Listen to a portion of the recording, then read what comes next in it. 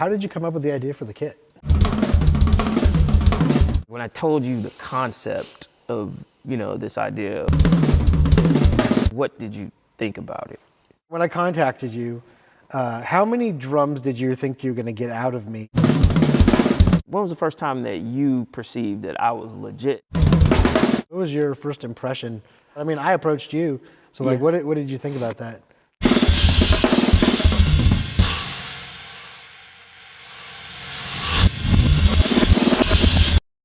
So Ian, tell me, how did Hammer Custom Drums come about, man? I'm glad you asked. I started working with a gentleman at a drum store, and got a lot of inspiration, and I learned a lot just by watching him do repairs. And after a while, when I started bringing in work, they were like, hey, will you help us to do some repairs, do some refinish work? So over time, the drum sets became more intricate. I moved on from doing intro-level kits and just doing refurbishes, and started doing little customization. So it was just like little by little. I built a shed in my backyard. Literally, I built a shed. It's just plywood and put it on some bricks and put a plastic roof on top of it and started filling it with tools and learned how to paint. And there's this huge online community of drum builders, and they're willing to share their information.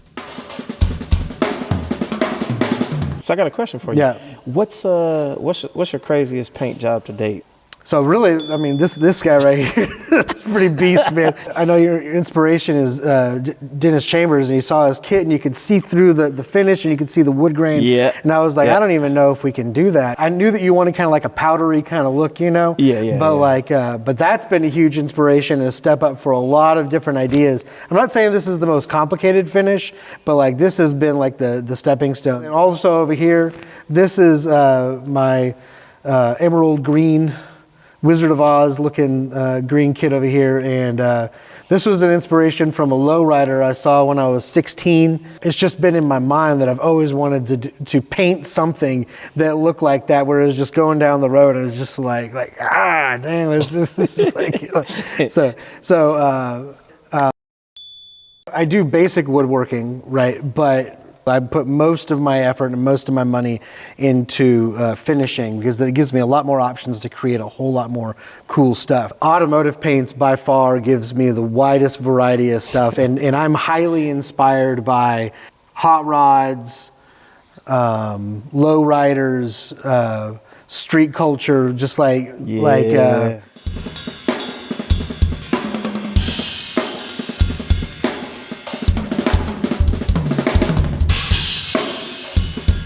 that's what I'm into, is just doing stuff that's just like, it's candy for the eyes, and it pops. I can't. But also doing really, really high quality finishes.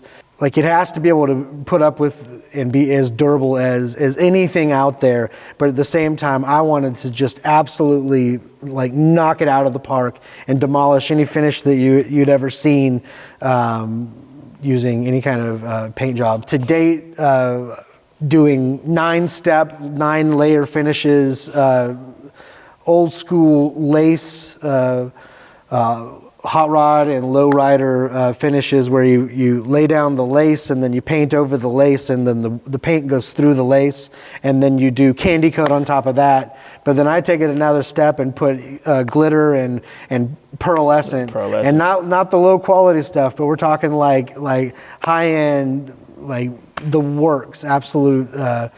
Nothing is too good for my customers if they ask for it. So okay, I love that. So yeah, take it from me. I mean, nothing is too good. I remember when we was first talking about my signature snare drum, which, by the way, you should go pick one of those up.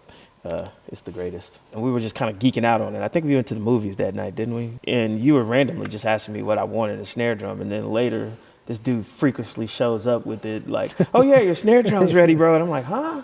Well, we were just, this is an idea.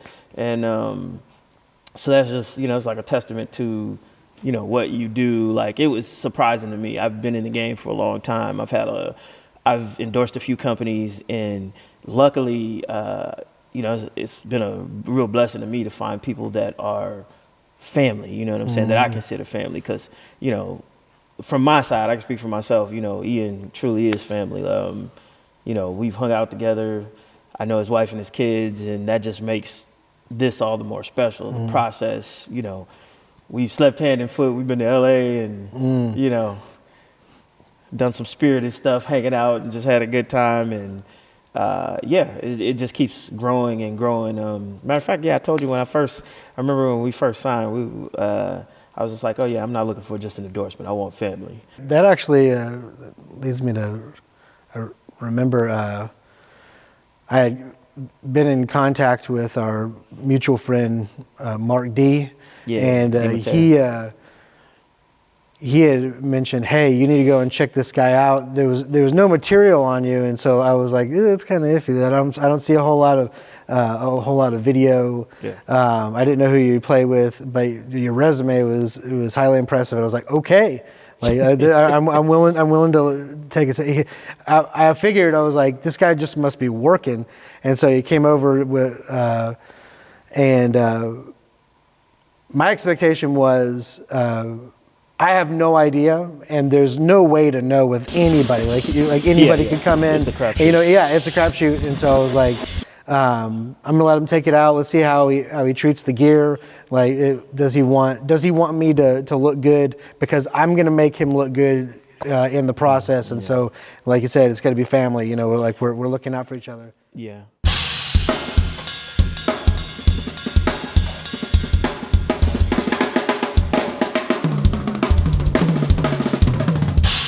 What made you want to become an endorser? Why was that it's something that people do, but why specifically you? You bring a lot to the table, but yeah. So an endorser in general, just an endorser of Hammer Custom Drums? Both. Okay. Take me on a journey. Fair enough. So endorsements carry, let's get the glitter out of the room and just open it up. Endorsements carry a certain set of prestige that comes with it, and initially that's a good thing. But if we're all like getting the glitter out of the room, you get free stuff, man. Sometimes, and then most of the time when you start, it's just at an artist cost. So you work your way into that, and if you end up happening to go into something really cool, then you end up getting the free endorsement. If you make friends along the way, they give you some free stuff here and there. But for me, it was a little bit different in the sense that because I was so young when it happened, there was a lot of people that I was fortunate enough to run into that took stock in my talent. Because I used to work hard, man, and there were a lot of 16-hour hot, sweaty, Texas 115-degree heat plus 77 dew point humidity days being in my mom's garage. Did you work so hard you don't even like take the time to keep track of what you do? I don't see any like your drumming is so hardcore. I don't see any video. You know what I'm saying? Yeah. A lot of people were taking their picture it's more about their image, but man, you're so hardworking. People know you by name only because of your craft, and I think that's badass. Thank you, man. Yeah. It's a lot of, man, I appreciate that. It's love big coming from you, man. I spent a lot of hours in the craft and trying to work on honing my skills and my talent as a musician and as a drummer, and having my own sound so that I sound like me. Because if you look at all the greats, right, they all had a sound, man.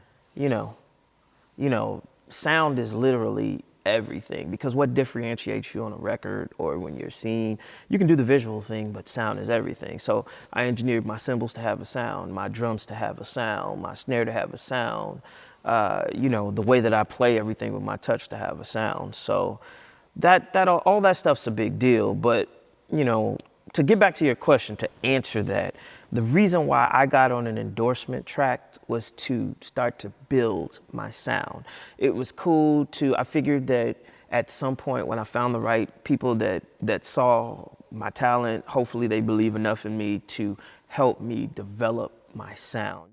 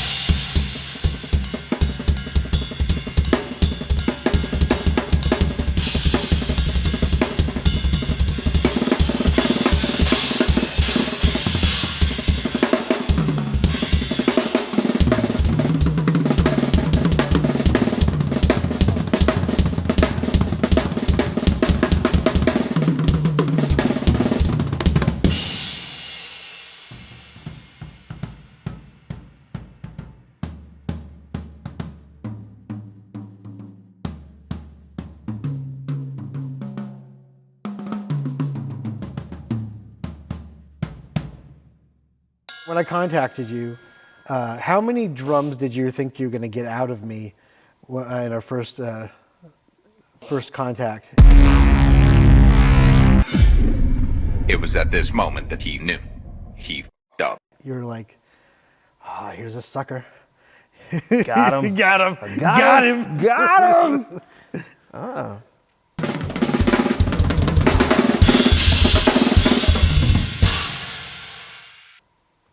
All of them.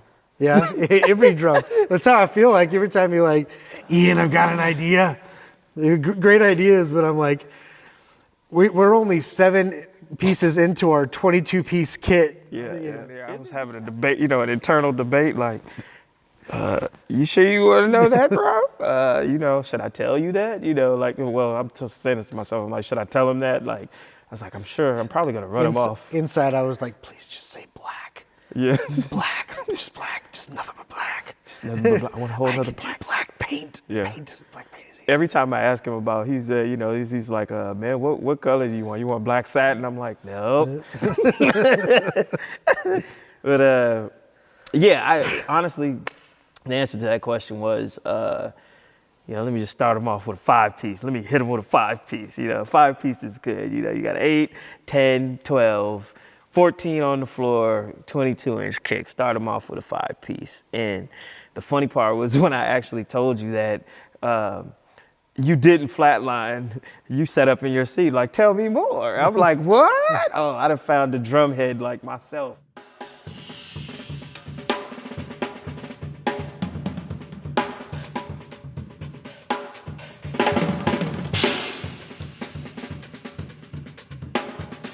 What was your first impression? I mean, I approached you, so like, what did you think about that? To be honest with you, I thought, straight up that it was a God thing. Our mutual friend, Mark D, when he called me, he was just like, man, I got this guy that builds drums out of Katy, Texas. And I'm like, Katy, Texas? Who's building drums in Katy, Texas, And he's like, you need to check him out. And, I told Mark the same thing I said to you. There's nothing wrong with making friends and checking it out. But I was playing the Cats drums that I was playing at the time. And I'm very loyal. That was the thing I said from day one. I'm super loyal. If I rock with you, I rock with you. It would have to be something pretty serious to rock the boat. When me and you talked, you were like, hey, man, I just want to show you some of my stuff. You didn't pressure me. You weren't like, hey, man, can you play my stuff? Like, what do you think about this? You just showed it to me. You're patient. There's another side of the lens from the artist perspective where you guys are like, listen, I know you want something from me. And we're like, we know you want something from us. From my side, it's my likeness or my name. From your side, it is views, sales, and somewhere along the line, if the relationship is genuine, it becomes family, friendship, partnership. It's a real blessing to be able to find, your family or your partner or your team, because my greatness starts with you. It starts with my guy Steve Lobemeyer on Evans Drumheads when I call him and say, I need this for this tour, or, Chris Stanky at Sabian, I'm like, I need this because I have a tour coming up, and they just mail it to the house, or, my guys at Kickport or Rimriser, like all of these companies that bring it in, man, and make this work. So behind every great person is a team, to say the least. And absolutely. I really appreciate that. I mean, I do. I can't, my thing doesn't tick without it. So, getting back to my first impression of you, it was just really simple. I trusted the God in it. When I got to meet you, I guess, joke time, I got to get him. Of course, you asked the resume, but he's like, Ian took it a step further. He's like, hey, can I call these dudes? And I'm like, yeah, you can verify, bro. You can verify me, see if I'm legit. I'm small potatoes, but, I got a little bit popping. So. A little bit. Question for you. Yeah. When was the first time that you perceived that I was legit? Stanley Clark, that was it.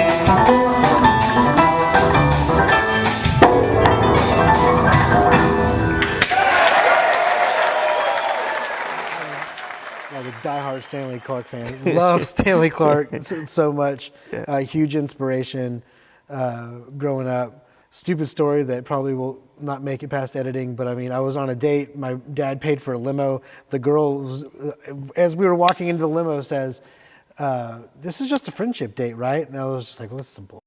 So we go out to eat. We go out to eat at Hard Rock Cafe, and I'm like showing this girl a good time.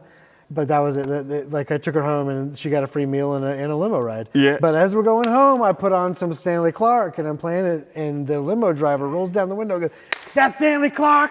Yeah. And so we bumped it. We were Yes, sir. so like School days, baby. Yes.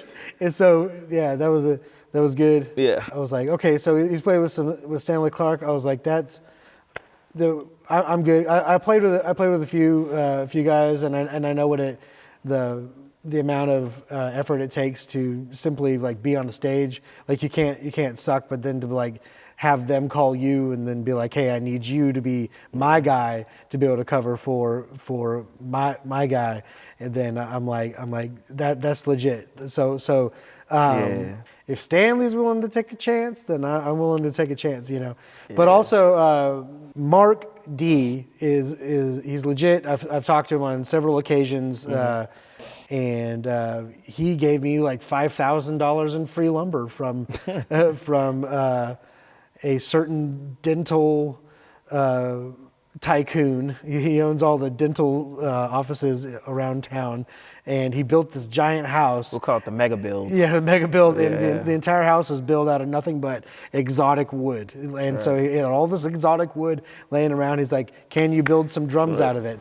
And I did. I built you a snare drum out of. Hold on. Let me give you a sales pitch. He's like, "Hey, bro, you know the most useful thing about this snare drum?" And I'm like, "What? It looks good. It's sexy. It's a little chocolate on the shelf, like a little chocolate drop, like, you know." And he's like, "No, man, it's fire retardant, like, you know, like NASA, like, you know, like spacecraft material." And I'm like, "What is he talking about?" He's like, "Bro, it's so dense and fire retardant, you could literally take it and throw it in the ocean, and when you pull it out, it'll be the same." I'm like, okay, he's a drumhead like me. I'm feeling it. Yeah. So, yeah, that was the moment. And then also, you know, when you called me, it's like, "Oh yeah, I got your drum." And I'm like, "What is he talking about? What does he mean my drum?" Like, you know, like and you're like, "Oh yeah, I got it ready." I like snuck up on it. And I go, "Gotcha!" Yeah, he's like, "I gotcha." Yeah, that was pretty hardcore. So, well, let me ask you this. We talked about what was in my head. Like when I told you the concept of, you know, this idea, what did you think about it? Are you talking about musically or visually? Both. What was your thought process? Because we talked about the sound of it first. Yeah. That was always the important part, the sound. Great question. Yeah. So, first off, I think, and I'm going to. I'm gonna ruin it for the drum industry. That's good. There's like 1,000 ways to accomplish sound. There's so many ways, and most of the new products that come out, I feel, are gimmicks. They don't have to be expensive, and a lot of the things can be controlled by just using the exact same material, and then apply a technique. Mm-hmm. Or a build construction technique that would allow for the sound to reproduce another sound. So thickness of the shell, of the drum shell, the shape of the bearing edge, the thickness of the bearing edge, the way that you treat the inside of the shell, like if you were to use a satin finish or a gloss finish, or just bare wood. All of those things contribute to sound, and so I was like, we don't just have to. It doesn't have to, because you were looking at certain drum companies build as a reference for your sound. Right. And I was like, I'm going to use that reference as my reference to be able to understand the reference of the reference. The reference of the reference.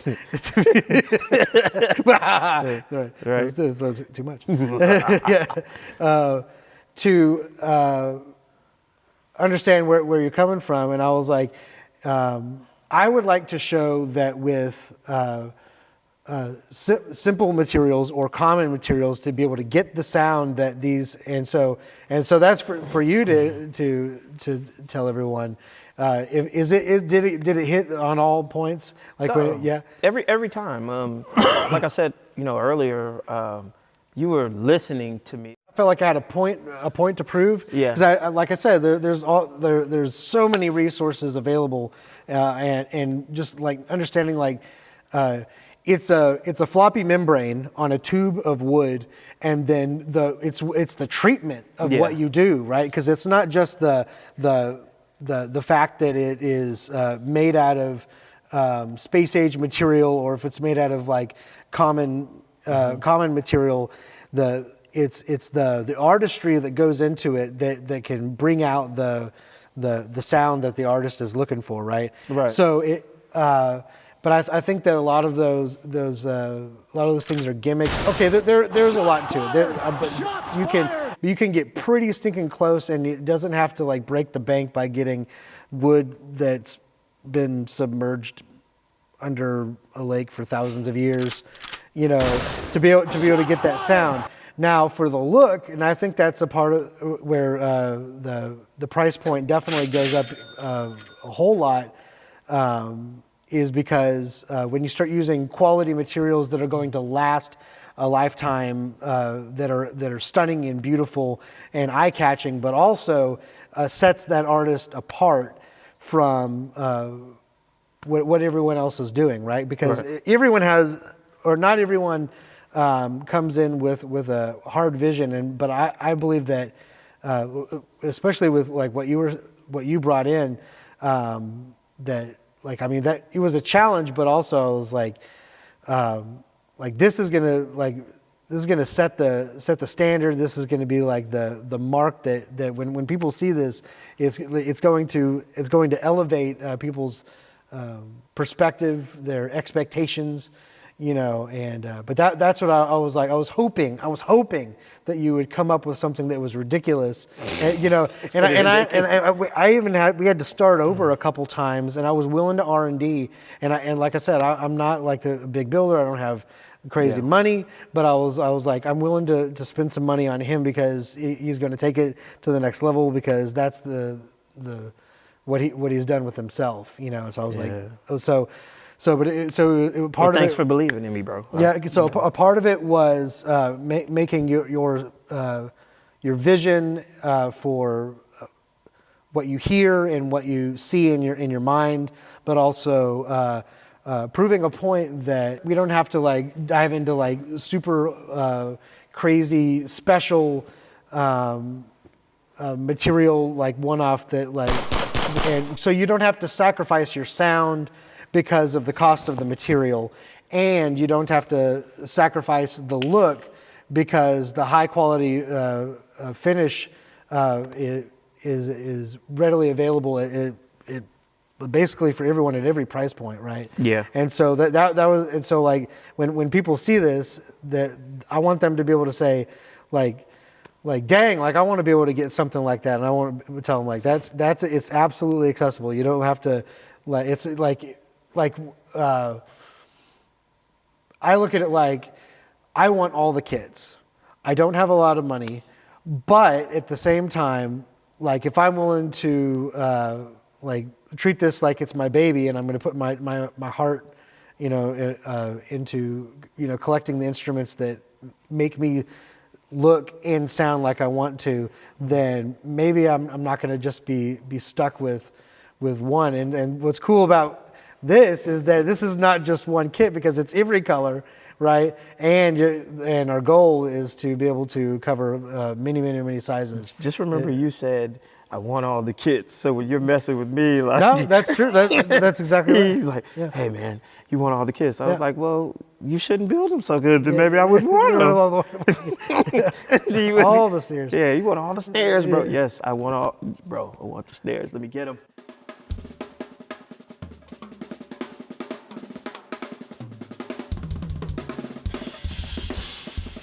How did you come up with the idea for the kit? There was a friend who had this bass called Green's Choice basses, or he was having one made, or they called them master spaces. You remember when they used to make that big tree trunk, it was killing the Conklin. Yeah. But it was like a bass everybody could afford. Yeah. So it would go all the way up. It would go from B all the way up to like high F. And he was like, I don't know which one to choose. And I was like, well, dude, you can get, 7 and then get both strings and then change the strings out so you can go low F. And then I thought about it and I was like, no, dude, you could have a low F. If you build an 8 string, you would have a low F sharp and you would have a high F, but now you've basically got a tetrachord. That's 2 octaves, in just like strings. And then it was like 24 fret. And so my thought process was like, one day I was just riding and I was like, dude, that would be insane to have a tetrachord for a drum set, and how do you develop that idea? And then I started thinking about nobody had ever had a kit with all the sizes in the range. It was always, 22-inch kick drum with 18-inch depth, or 22-inch kick drum, 20-inch depth, or 16-inch depth. Always the same of more than one, the same size, but like more in one with a depth change. So I was like, what if to get this tetrachord, I basically changed, made all of my drums, period, different sizes. So how could I get, basically a kit that's mine, with my sound that I could take everywhere all the time? Like I know that when you play a jazz gig, you don't really take a 22 to a straight ahead gig. You know what I'm saying? You need usually an 18, maybe a 20. And these days, since cats are making more club kits, you got a 16. So I was like, dude, if I have a 16 and an 18 and a 20, I could play straight ahead gigs. With that same setup, I could play hip hop gigs, because on a hip hop gig, 20s sound phenomenal. 18 sound great too. If I'm rocking out, bro, I can pull out the 22 and the 20 and I can go to town, you know what I'm saying, with each one of them. So not only do I have a kit that has a 16-inch bass drum, 18, 20, and 22 with all the tom sizes, that's a tour kit that you take out that looks amazing, but is different than what anybody else has. And then when I'm doing club dates or one-offs or a small tour, now I can just say, okay, well, I need a 16-inch bass drum tonight with an 8, 10, 14 on the floor, and I can take that. So everywhere that I go, I now have my sound with my kit all the time in my color, the JOVOL Bell Special. Like you're saying, like you're trying to build a sound, but you're also trying to build like an empire, right? Like of sound, right? Yeah. And so And image. So this is where we both agree. We both agree that setting yourself apart for the purpose of being heard and being seen that's a big deal. And when you have something to say, you have a song in your heart, you got a vision in your mind, you've got to be able to have the tools to express it, and you can't be held back by the limitations of your gear, right? Right. And having you as an endorser is taking that dream, the vision that I have, and pushing it even further. Because man, I can't even tell you, like when I'm like, I show everybody, I'm like, because what do? They go, who do you play with? And I'm like, it's not who do I play with, it's like, but who plays me? Yes. I get played. Wait a minute, that doesn't work. I'm about to play him. Yeah. He's getting played. Look, in a few minutes I'm gonna play him. That's the new. I'm gonna pull the rug right out from under him, bro. It's the new byline, hammer drums. The one who gets played. Yeah, the one you play them or something. Yeah. You play me, I'm gonna play you back. You think I'm playing, sucker? Yeah.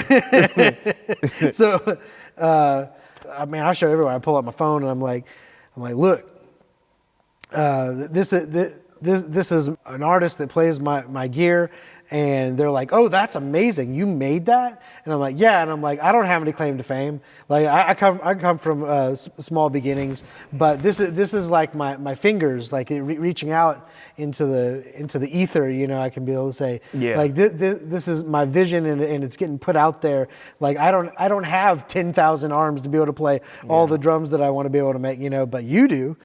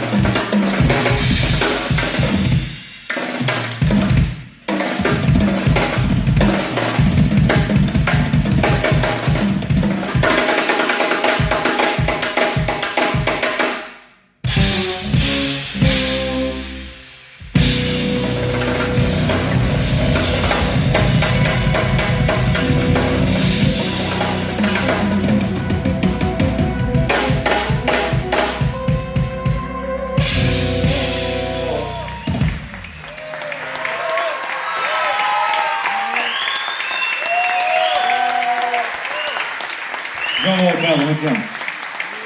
Mr. JOVOL Bell on the drums. It's an honor to play the drums. They are phenomenal in every way. You know, as far as I'm concerned, you know, truth be told, everything that I asked to be brought to the table, it's there. We talked about sound. We talked about looks.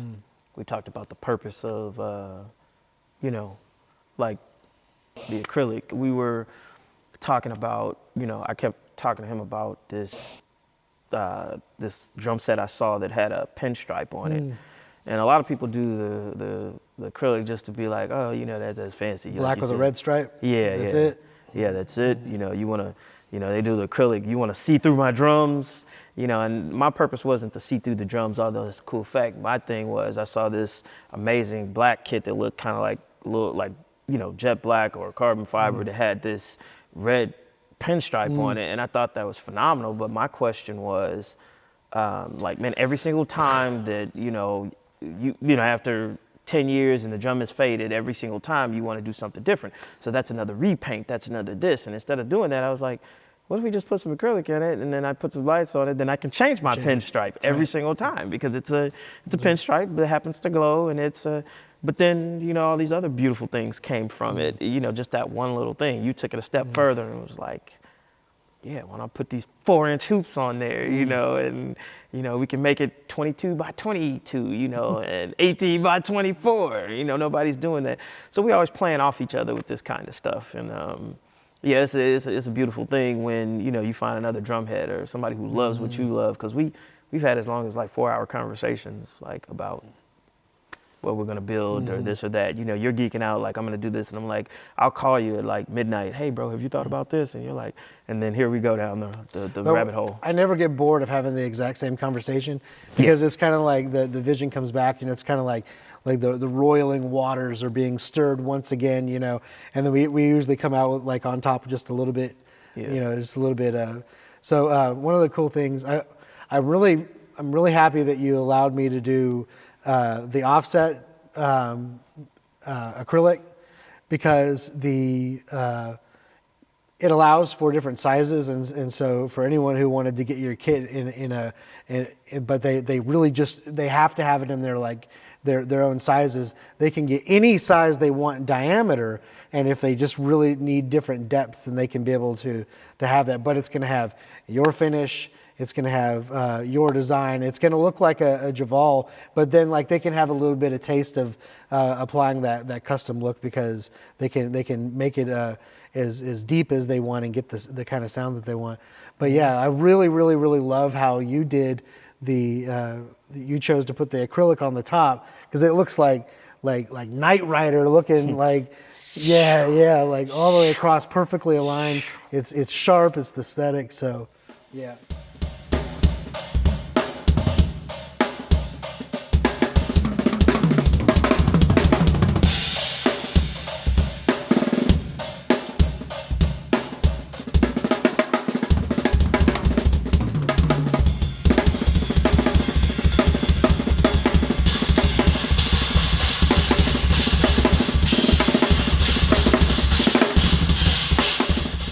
And you know, the other idea was the looks factor. So now that we have built the sound together, which we spent hours talking about how to develop. I told you, said, man, what? Months. Yeah, this is true. Years. Yeah, we talked about this Yes. for some time, and then you know, we started talking about how you wanted to look. And the funny thing is after we got past the sound, I called you one day and I said, man, listen, I know you're gonna nail the sound because you did that with the Ipe, my signature snare.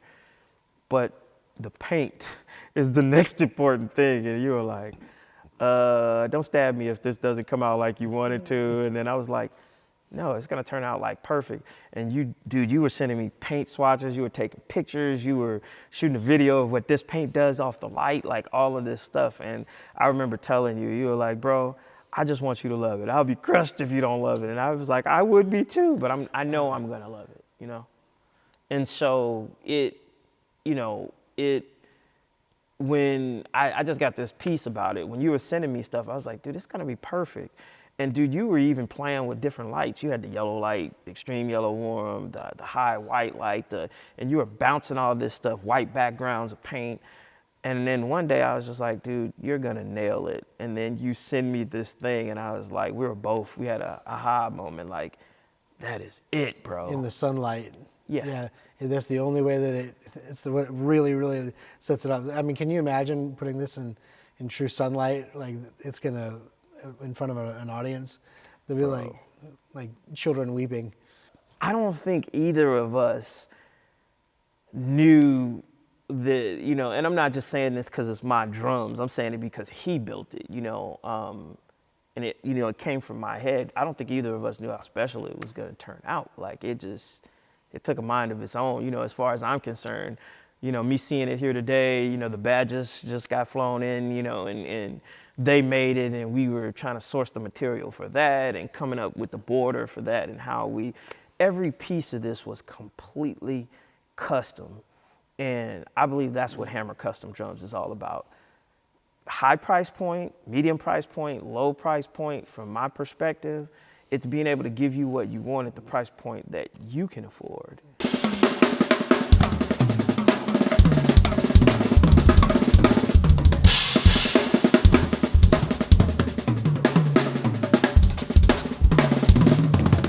All right, so tell me something funny about me, actually. You put me on the spot. I don't. Yeah, I'm getting you, bro. See, you got white socks on right now. I'm getting you. You got the boring white socks, yeah. With my untied shoe. All right, cool fact about Ian. So, Yeah, I'm wearing my wedding ring and I'm like sporting it. Yes. Ian took it a step further. This shows you the visionary. He got his wedding ring tattooed on his finger. And I thought about it, but I was like, ooh, the pain. The pain could be deep. It was. I had PTSD for like a couple months. That's not a joke. This is my first and only tattoo. Yeah. And I was like, Yeah. and then but the stinking guy like went over the same thing like 10,000 times. Ink it in. He He wanted to make you feel it. He did. The love. He was like, Feel oh, the love. he's an ink virgin, and Yeah. he wants it in his hand. Yeah. He's never gonna come back. What's that song? Can you feel the love tonight? Your wife, I know you love me because you got it. I had to kind of convince my wife because my ring was digging into my bone when I was teaching, when I was playing, and Yeah. so it was just like, I mean, y'all know about my lack of range of motion. Everything is like always stiff all the time. Yeah, and so like when I would play, like it was just hurting all the time. So when you first saw me and all the crazy, Yeah. my moon boots and what was your thought about? Man, okay, so there's a look that rock stars have. Okay, there's a look. The big hair, big frills, right? Lots of. Hold on, let me do it. You ready? Yes, lot. And so Yeah, I there you was like, my gosh, he's a rock star. And so and I was like, well, I guess I should treat him. But then you pulled out this other guy's snare drum, and I was just like, wimpy. And so, and then I was like, well, here, try this. And I put it out, and you were like, hefty.